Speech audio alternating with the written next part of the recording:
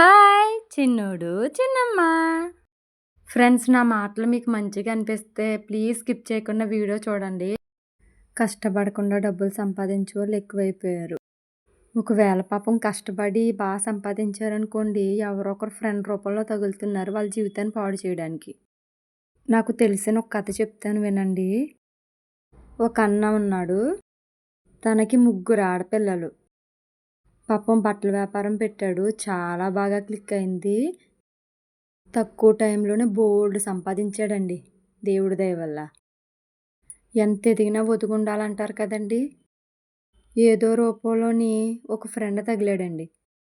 బెట్టింగ్లు పిచ్చి పట్టుకుంది ఇంకా. ఇంకేముందండి, ముందు రూపాయి పెట్టాడు, రూ. 2 వచ్చాయి. తర్వాత రూ. 2 పెట్టాడు, రూ. 10 వచ్చాయి. 1000 పెట్టాడు, 1000 కూడా రావడం మొదలుపెట్టాయి. ఇక్కడ కష్టపడి బట్టల వ్యాపారం పెట్టాడు చూడండి, అది మాత్రం పడుకుంది. రాబడి పోయింది. అప్పుడు పాపం ఏం చేస్తాడండి? లేదు, పోయిన కాడ వెతుక్కోవాలని లక్షలు పెడితే వచ్చేస్తాయండి అలాగా? రాదు. ఆశ అంతే. మనం కష్టపడి రూపాయి తెచ్చుకున్నామనుకోండి, అది ఉంటుంది.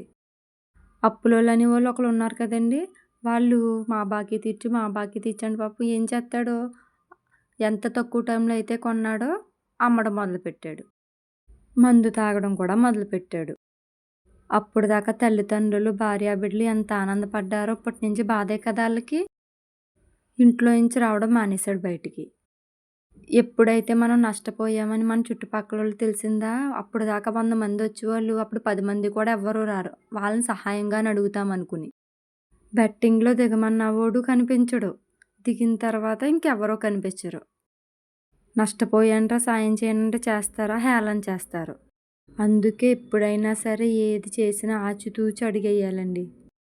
పోన్లే నష్టం వచ్చింది, ఆ వ్యాపారాన్నే నడుపుదామని లేదు, క్లోజ్ చేసేసి ఇంట్లో కూర్చున్నాడు.